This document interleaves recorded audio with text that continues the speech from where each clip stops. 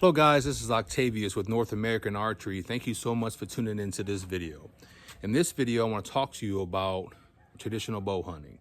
Why should you go out and try traditional bow hunting? But first, I want to tell you something. Thank you so much for subscribing to my channel. I am up to 50 subscribers, which isn't a whole lot if you go to other channels. I understand that, but it's so important that I tell you that I'm very appreciative of you doing that, because putting content out there and people actually like it means a whole lot when you're passionate about it. So please keep it up. Please just keep us supported, and we will continue to give you content. But today I want to talk to you about traditional bow hunting. Why to traditional bow hunt? If you're somebody on the fence and you're somebody that consistently just shoots your bow and you enjoy traditional archery and you've been thinking about going to do traditional bow hunting, then try it. Try it because it's something that it's a skill that is being left behind into today's society. When I was a kid, we went bow hunting. We went hunting for deer, squirrels, rabbits, possums, whatever we get our hand on, right? But today, we're so reliant on grocery stores. And it's nothing wrong with a grocery store, but during the pandemic, we really learned that if you rely too much on a grocery store, you can be left wanting. And so we need to develop the skill of archery as well as hunting in general, because in my opinion, you want other options if there's a crisis, and you want a hobby that you can leave to your children's children. When I grew up, my dad didn't go bow hunting. My grandfather on my dad's side didn't go bow hunting. It was my mom's dad, my grandfather, that taught me how to go bow hunting, how to go out and get deer and squirrel and rabbits, how to use hunting dogs, how to go bird hunting. Those things were essential for me. So now, me being an older man and not a little boy anymore, I can now take people hunting and give them a skill, not only to keep them out of trouble and keep them off the streets, or to give them a hobby that's actually going to add value and knowledge to their life, but it also gets me to a place where I feel independent, that if something were to happen, there was an emergency in our world, again, like the pandemic, I could go out and I could make a garden. I could go raise chickens, I can have eggs, I can go out in the woods and harvest big game animals and still provide for my family. The thing is that bow hunting is so essential, and it's a part of American history. The Native Americans went bow hunting, the settlers went with muskets and stuff like that, I understand that, but even some of them went bow hunting.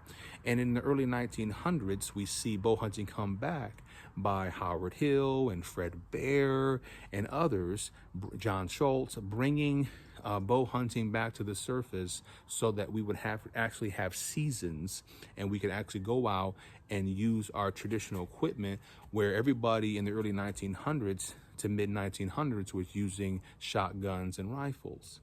So the thing is, guys, is traditional bow hunting is American history. We had longbows, we've had Native American primitive equipment, we've had modern day recurves, like I have in my hand here with this 59 Kodiak that I'm hunting with this year. And it's a part of the fabric of America. The other thing is with traditional archery is that you have to pace yourself. You're not going to get good at it overnight. It's not like a compound bow. So it's going to take a little time. It's going to take a little effort, okay? But when you get it, you begin to get to a place where you feel rewarded because of the effort you put into it, and you've harvested your first couple animals. You begin to prefer traditional archery equipment over any other equipment when you go out hunting. And it's a skill set when you pass it on to your children's children. They get to a place where they're saying, hey, I know grandpa, uncle so-and-so, whoever taught me how to do this, whoever, when they tell the story to their kids or to their co-workers, they're so appreciative of who taught them how to hunt, because they feel that they can survive like people did in the early days in the 16, 17, and 1800s in our country.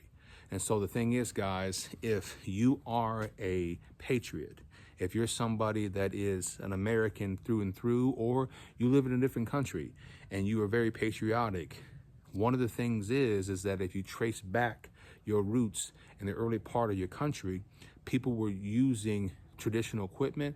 People were using guns when guns came out to harvest animals so that they could feed their family. They didn't have a Walmart. They didn't have a Target. They didn't have Sam's Club. They didn't have H-E-B, Costco. They didn't have that. And so it's going to connect you to your roots, to your ancestors. Very essential, okay? So guys, I really want you to understand why it's important to try traditional bow hunting. But if you watch this video and you don't want a traditional bow hunt because you don't want to hurt any animals, that's fine. I understand that. But if you like a cheeseburger, if you like chicken, if you like a steak, if you like beef stew, those come from animals too. Somebody has to go harvest that animal in order for us to have food when it comes to meat and potatoes, all right? And so if you learn that skill set, your food will be a lot cleaner without all the hormones and all the different things they're pumping into it. It'll be a lot more fresh. So even though I haven't been able to hunt this season yet, because I've been working a lot and remodeling the house for my wife, the thing is this, guys.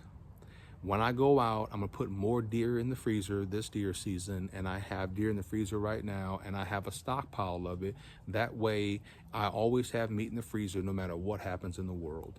And that is something that traditional bow hunting has provided for me. So guys, I want you to remember this, and it fits this video really, really well. You don't have to get ready when you stay ready. All right, guys, we'll talk to you soon. Hang in there, and remember, Jesus is Lord. Thank you.